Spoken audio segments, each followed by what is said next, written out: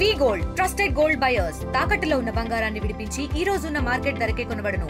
మరిన్ని వివరాలకు సంప్రదించండి 7710 గోరంట్లకు చెందిన సాయి సుష్మిత చిన్న వయసు నుంచి రామాయణంలో పట్టు సాధించినటువంటి నేపథ్యం. ముఖ్యంగా ఎప్పుడైతే మాత్రం ఎడ్యుకేషన్ సెంటర్స్లో తమ పిల్లలకు ముఖ్యంగా రామాయణాన్ని బోధిస్తూ ముఖ్యంగా దానికి బేస్ చేసుకొని తను ముందుకెళ్తున్నటువంటి నేపథ్యం. ముఖ్యంగా ఈ ప్రస్తుత సమయంలో ఎడ్యుకేషన్ సెక్టార్లో చాలా మనకు పిల్లలకు మనం నేర్పించాలంటే చాలా విలువలతో కూడిన విద్య అవసరం అని చెప్తున్నటువంటి సాయి సుష్మిత మరి ఏం చెప్తుంది, చిన్నప్పటి నుంచే తనకు ఎందుకు ఇటువంటి ఆలోచనలు వచ్చాయి, ఎలా పెరిగింది అనే అంశంపై మనతో మాట్లాడడానికి సాయి సుష్మిత ఉన్నారు. ఏం చెప్తారు? చిన్న వయసులోనే మీకు ఆ రామాయణం అనేది అబ్బడం, దాని గురించి ఏం చెప్తారు? నేను చిన్నప్పటి నుంచి నాకు 1 ఇయర్ అప్పటి నుంచి మా అమ్మమ్మ వాళ్ళ దగ్గర పెరిగాను.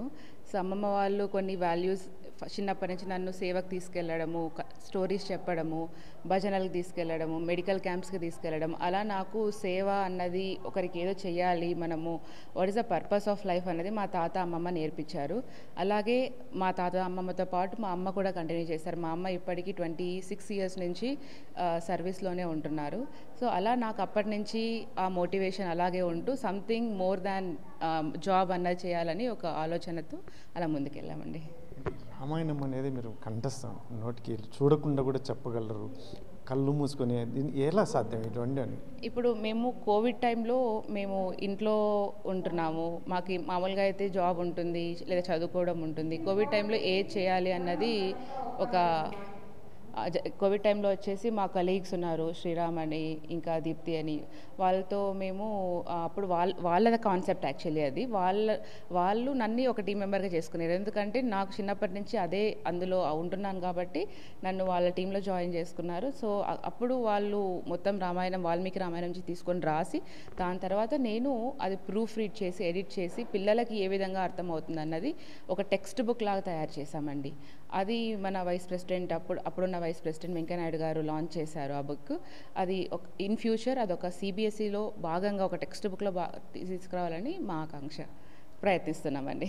మీరు ఎడ్యుకేషన్ సెంటర్స్ బెంగళూరులో నడుపుతున్నటువంటి నేపథ్యం, రామాయణాన్ని బేస్ చేసుకొని పిల్లల భవిష్యత్తు ఎలా ఉండాలి అనేది ఒక ప్లానా మీదంతా?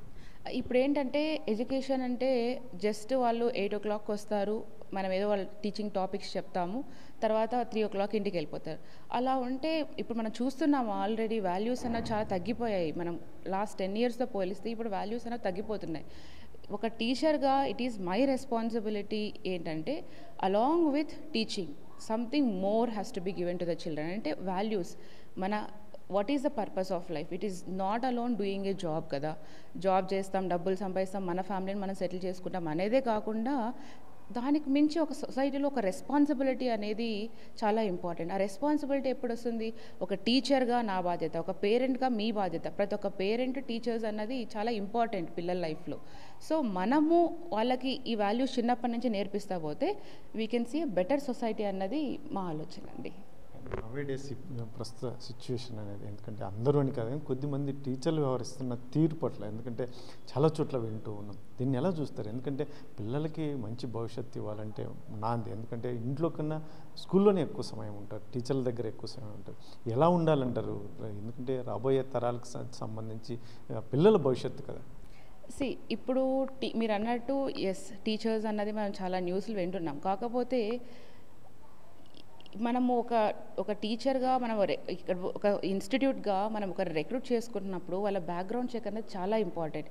ఏదో వాళ్ళకి జాబ్ లేక నేను టీచింగ్కి వెళ్తే ఏదో 20,000 30,000 వస్తుంది అని జాబ్ చేయడం అన్నది ఐ డోంట్ థింక్ సో. అలాంటి వాళ్ళని మనం ఎంకరేజ్ చేయాలండి. ఒక టీచర్ అంటే ఇప్పుడు మా ఫ్రెండ్స్ ఉన్నారు, ఇప్పుడు నేనున్న ఇన్స్టిట్యూట్లో ఉన్నారు, ఇప్పుడు మా డైరెక్టర్స్ ఉంటారు, వాళ్ళందరూ ఎలా అంటే వాళ్ళు ఐఐటీలో చదివి వాళ్ళు అప్పటికే ఒక లాస్ట్ 15 yearsకే ల్యాక్స్లో ఉన్న జాబ్ను వదిలేసి వాళ్ళు సొసైటీకి సంథింగ్ మోర్ ఇవ్వాలి అని వచ్చారు. సో అప్పుడు మనం క్వాలిటీ ఎక్స్పెక్ట్ చేయొచ్చు. మనం ఎలాంటి వాళ్ళని టీచింగ్లో తీసుకుంటున్నాం అనేది చాలా ఇంపార్టెంట్. ఏదో జస్ట్ జాబ్ చేద్దాము, టీచర్ అనేది ఒక ప్రొఫెషన్ అని అనుకుంటే కాదు. టీచర్ మీద చాలా రెస్పాన్సిబిలిటీ ఉంది. Teacher is the backbone of society అని నేను చెప్పగలను. ఎందుకంటే మనం పిల్లలకి ఏదైతే చెప్తామో that is going to carry forward for next generations. Parents, teachers అనేది they are backbone of society అని నేను చెప్తాను. సో మనం ఎలాంటి వాళ్ళని తీసుకుంటామో చాలా ఇంపార్టెంట్. క్వాలిటీ చెక్ అనేది చాలా ఇంపార్టెంట్. నాలెడ్జ్ అన్నది ఇప్పుడు నేను చెప్తాను, నాకు బుక్ నాలెడ్జ్ అంటే నేను కూడా కష్టపడి చదివాను. నాకేం చిన్నప్పటి నుంచి I was not so intelligent, కష్టపడి నేను ఒకటేదో సాధించాలనే కష్టపడి చదివినాను కాబట్టి I'm able to do it. Knowledge అనేది ఎవరైనా చదివితే వచ్చేస్తుంది. It's not about that. Character is very important. Character, behaviour అనేది చాలా ఇంపార్టెంట్. అది దాని తర్వాత నాలెడ్జ్ వస్తుంది. ఇప్పుడు జస్ట్ అలోన్ నాలెడ్జ్ చూసి మనం ఒక టీచర్ని తీసుకున్నామంటే ఇలాంటి ఇష్యూస్ జరుగుతాయి. We have to give a background check. ఎలా అంటే వాళ్ళు ఎందుకు వాళ్ళకి టీచింగ్ అంటే ఇంట్రెస్ట్, లైక్ ఇప్పుడున్న ఐటీ జాబ్స్లో ప్యాకేజెస్ చూస్తున్నాం, అది వదిలేసి ఎందుకు ఇక్కడ వస్తున్నాం, అవన్నీ మనం క్వాలిటీ చెక్ చేసుకున్నప్పుడు we can see better society and better teachers. ఇప్పుడు చర్చ జరుగుతున్నటువంటి అంశం జస్ట్ ఎందుకంటే భగవద్గీత, రామాయణం ఇటువంటి పిల్లలకి చిన్నప్పటి నుంచి అలవాటు చేస్తే పేరెంట్స్ కావచ్చు, లేదంటే ఎస్పెషల్ టీచర్స్ కావచ్చు, చాలా అద్భుతాలు చేయడానికి అవకాశం ఉంటుంది. ఇందులో మన ఇండియా కన్నా దేశాల్లోనే దాన్ని ఎక్కువగా పాటిస్తున్నారని దేని గురించి అండి? See life is a full circle అంటారు. లైఫ్ అనేది ఒక ఫుల్ సర్కిల్ అంటారు. ఇంతకుముందు మన విలేజెస్లో మన అమ్మమ్మ వాళ్ళు కానీ మన గ్రాండ్ పేరెంట్స్ మనకు స్టోరీలు చెప్పి అప్పుడు అని అలవాటు చేసేవాళ్ళు. మధ్యలో ఒక గ్యాప్ వచ్చింది ఒక జనరేషన్లో. We have seen the results కదా. పిల్లల్లో ఎంత క్వాలిటీ తగ్గిపోయింది, పిల్లల బిహేవియర్ ఇలా అయిపోయింది. ఒక 12 year 13 year కిడ్ ఎంత ఆర్గ్యూ చేస్తారు పేరెంట్స్తో. మనం ఎప్పుడు అలా చేయలేదు. లైక్ ఈవెన్ నౌ ఇప్పుడు మా పేరెంట్స్ని ఒక ఎదురు సమాధానం చెప్పాలని నేను భయపడతాను. లైక్ ఇట్స్ నాట్ అబౌట్ భయం, అది ఒక రెస్పెక్ట్ అనమాట. ఆ వాల్యూస్ ఎక్కడి నుంచి వస్తాయంటే మనం ఇవన్నీ తెలుసుకున్నప్పుడు. ఫ్యూచర్ పాస్ట్ ఎలా ఉన్నింది, రామాయణం అంటే ఏంటి, భగవద్గీత అంటే ఏంటి, మహాభారతం అంటే ఏంటి, అవన్నీ ఓ స్టోరీలు కల్పితాలు కాదండి. అక్కడ మనకు అది జరిగినది, ఆ విషయాలన్నీ జరిగినా మనకు చెప్తున్నారు. ఎందుకు చెప్తున్నారంటే ఆ ఎగ్జాంపుల్ని తీసుకొని మన లైఫ్ ఎలా లీడ్ చేయాలని ఒక ఎగ్జాంపుల్స్ అవన్నీ తెలుసుకుంటే మన సొసైటీ బెటర్గా ఉంటుంది అనేది ఇప్పుడు పేరెంట్స్ తెలుసుకుంటున్నారు. అందుకే we're going back to it. ఏంటంటే అది మన దగ్గర నుంచి వచ్చింది కదా, మనం ఇగ్నోర్ చేస్తాం. బట్ అక్కడ వాళ్ళకి లైక్ అబ్రాడ్లో ఉన్న వాళ్ళు బాగా తెలుసుకొని వాళ్ళు బాగా పాటిస్తున్నారు. ఈవెన్ మా బుక్స్ మేము లాంచ్ చేసినప్పుడు కూడా యూఎస్లోనే ఎక్కువ సేల్ అయ్యాయి. ఒక బర్త్డే పార్టీకి అయితే ఒకరు 50 books ఆర్డర్ చేస్తారు. బర్త్డే పార్టీకి వచ్చిన పిల్లలందరికీ ఆ బుక్స్ ఇస్తున్నారు. So that's a great act కదా. మనము ఏదో ఒక పెన్ను, ఒక పెన్సిల్, పిచ్చి ఏదో స్టిక్కర్లు అవో వేస్తే అవి జస్ట్ వేస్ట్ ఆఫ్ మనీ అంతే. సో వాళ్ళకి వాట్ ఆర్ వి గివింగ్, గిఫ్టింగ్లో ఏమి ఇస్తున్నామని చాలా important. We're supposed to give such books. వాళ్ళు ప్రతి ఒక్కరి ఇంట్లో ఉంటే ఏదో ఒక రోజు వాళ్ళకి ఏదో ఫోన్ చూస్తుంటారు బోర్ కొడుతుంది, టీవీ చూస్తుంటారు బోర్ కొడుతుంది. Last thing what they will do is they will go and touch at least 1 page చదివినా కూడా they start getting some knowledge, they start gaining some interest. ఏదో ఒక రోజు చదువుతారనే ఉద్దేశంతోనే like we started doing this అండి. మరొక అంశం ఇక్కడ గోరంట్ల ప్రాంతంలో సర్వీస్ విషయంకి వస్తే మాత్రం మీ తల్లిదండ్రులు చేస్తున్న సర్వీస్ గురించి చాలా గొప్పగా చెప్తారు. ఇటువంటి పరిస్థితుల్లోనే రాబోయే కాలంలో సాయి సుష్మిత ఇప్పుడు బెంగళూరులో మీరు ఇదయ్యారు, నెక్స్ట్ మీ ప్లాన్స్ ఏంటి? ఈ జిల్లా కావచ్చు, ఇక్కడ ప్రాంతంలో ఏమైనా మీ ప్లాన్స్ ఏమైనా ఉన్నాయి? అంటే అమ్మ వాళ్ళు మా తాత దగ్గర నుంచి స్టార్ట్ అయింది. నేను పుట్టినప్పటి నుంచి ఆల్మోస్ట్ 30 years నుంచి వీఆర్ డూయింగ్ దిస్ సర్వీస్ అండి. మాకు అది ఏంటంటే it's a part of life. Service అనేది మాకు ఏదో గొప్ప విషయం కాదు, it's a part of life. మాకు ఒక రెస్పాన్సిబిలిటీ. అది మా తాత చేశారు, మా అమ్మ చేస్తుంది. ఇట్స్ లైక్ నేను క్యారీ ఫార్వర్డ్ తీసుకెళ్ళాలి, అది నాకు ఆటోమేటిక్గా వచ్చేస్తుంది. ఇక్కడే కాదు, మేము బెంగళూరులో ఉన్నా కూడా whatever we can do we will be doing. ఒక టెంపుల్కి వెళ్తాము, టెంపుల్కి వెళ్ళినప్పుడు లైక్ అక్కడ మనం చాలామందిని చూస్తాం ముసలి వాళ్ళని, వాళ్ళు లైక్ బట్టలు సరిగ్గా ఉండవు, ఫుడ్ సరిగ్గా ఉండదు. మేము అది మాకు ఆటోమేటిక్గా వచ్చేస్తుంది. వాళ్ళకి ఏదో ఒకటి చేయాలి, వాళ్ళకి ఏదో ఒకటి తీసుకెళ్ళాలి. అక్కడ పక్కన హోటల్ ఉంటుంది, ఒక 10 packets వాళ్ళకి ఎంతమంది ఉంటే అంతకుముందు బ్రేక్ఫాస్ట్ లంచ్ అనేది. So it is not like great thing for us, it's a part of life. అది మనం చేయాల్సిన మినిమం థింగ్ అని నా మనసులో ఉంటుంది ఎప్పటికీ. అది నాకు ఫ్యూచర్ ప్లాన్స్ వచ్చేసి like I don't think so ఇంకా జాబ్ ఎక్కువ రోజులు చేయాలి లేదా అనుకోవట్లేదు.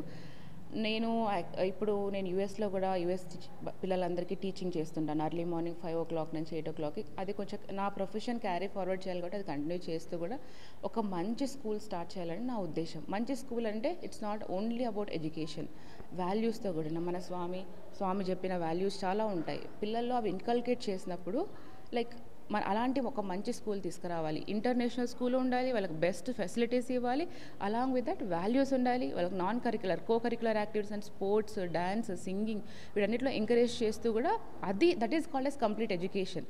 ఇప్పుడు మన స్కూళ్ళలో ఏమైపోతుందంటే లిటరేట్స్ని ప్రొడ్యూస్ చేస్తున్నాం. వాళ్ళకి జస్ట్ నాలెడ్జ్ ఇస్తాము, they get NEET rank, they get JEE rank, ఇంజనీర్లు అయిపోతారు, డాక్టర్లు అయిపోతారు. బట్ ఈరోజు మనం డాక్టర్స్ చూస్తే like they are charging like anything కదా. మన లాంటి normal people we cannot afford. So ఎప్పుడు మనం ఆ సొసైటీని చేంజ్ చేయగలమంటే we may have to make doctors with responsibility. అదే నేను మా స్టూడెంట్స్కి కూడా నేను అదే చెప్తాను. నన్ను అడుగుతుంటారు పిల్లలు, మ్యామ్ ఎందుకు మీరు చాలా డిఫరెంట్ అందరు టీచర్స్ కంటే కూడా అంటారు. నేను అట్లీస్ట్ వీక్లీ 1 డే వాళ్ళకి మోటివేషన్ సెషన్ 15-20 మినిట్స్ తీసుకుంటాను. లైక్ ఎందుకంటే it's my responsibility. I don't want to just produce doctors. I want to produce doctors who are responsible for the society. That is what I give answer. నాకు motivation నాకు కూడా అనిపిస్తుంది 5 o'clockకి లేసి morning క్లాసులు తీసుకొని night 10 వరకు work చేసి ఇంతేం అవసరం అనిపిస్తుంది. But I have some responsibility on the society. This is not about money. ఇప్పుడు మనీ కోసం అంటే నేను జాబ్ చేయాల్సిన అవసరం లేదు. It's not that. మనీ కంటే ఎక్కువ సంథింగ్ రెస్పాన్సిబిలిటీ అంటే మన పర్పస్ ఆఫ్ లైఫ్ అది. జస్ట్ ఏదో పుట్టినాము వెళ్ళిపోయినాము అంటే దట్ ఈస్ నాట్ కదా. మనం ఏం సాధించాము, మనం what did we give back to our society, what did we give back to our younger generations అనేది చాలా important. That gives me motivation every day, that gives me energy. So నేను మా parents చేస్తున్నది కంటిన్యూ చేస్తాను. I want to do more than that. Yeah. Sai Sushmita చెప్తున్నది ఒకటే, ఏదైతే ఉందో మనకున్నటువంటి ఈ వాల్యూస్తో కూడినటువంటి రామాయణం కావచ్చు, భగవద్గీత చిన్నప్పటి నుంచే పిల్లలకు అలవాటు చేస్తున్న అద్భుతాలు సృష్టించవచ్చు. అందులో నాకు చిన్నప్పటి నుంచి మా అమ్మమ్మ తాతల దగ్గర పెరిగినటువంటి వాతావరణం నాకు అది అబ్బింది. అది చిన్నప్పటి నుంచి చాలా నాకు ఇంట్రెస్ట్ కాబట్టి ఇందులో ముఖ్యంగా ఇప్పుడు ఎడ్యుకేషన్ సెక్టార్లో కూడా ఇటువంటివి పిల్లలకు మనం బోధిస్తే మాత్రం అద్భుతాలు సృష్టించవచ్చు. అందులో రాబోయే కాలంలో ఖచ్చితంగా ఇక్కడ ప్రాంతానికి ఇలాంటి ఎడ్యుకేషన్ సెక్టార్లో ఏదో చేయాలి. ఇప్పుడైతే జాబ్ చేస్తున్నాం కానీ రాబోయే కాలంలో మంచి స్కూల్ స్థాపించి ఖచ్చితంగా రాబోయే జనరేషన్కు అద్భుతమైన విలువలతో కూడినటువంటి విద్యతో పాటు అనేక అంశాలను అందించాల్సిన అవసరం ప్రతి ఒక్కరితో ఉంటుంది. అందులో ముఖ్యంగా గోరంట్ల ప్రాంతంలో వాళ్ళ తల్లిదండ్రులు చేస్తున్నటువంటి సర్వీస్ను కొనసాగిస్తున్నది. ఎందుకంటే ఆటోమేటిక్గా మాకు కూడా సర్వీస్ చేయడం అనేది అలవాటైపోయింది. దాన్ని కంటిన్యూ చేయడం అనేది మాత్రం జరుగుతూనే ఉంటుంది. కాకపోతే దానికి మించి ఇంకా ఏదైనా చేయాలనే ఆలోచనలో అయితే ఉన్నాను అని చెప్పి సాయి సుష్మిత చెప్తున్నటువంటి నేపథ్యం. కెమెరా పర్సన్ సుధాకర్తో చల్లాకనాయుడు, RTV, శ్రీ సత్సాయి జిల్లా గోరంట్ల నుండి. Local to global news at your fingertips. మీ చేతిలో ఒక ఆయుధం. Download R TV app. Media legend Ravi Prakash is back.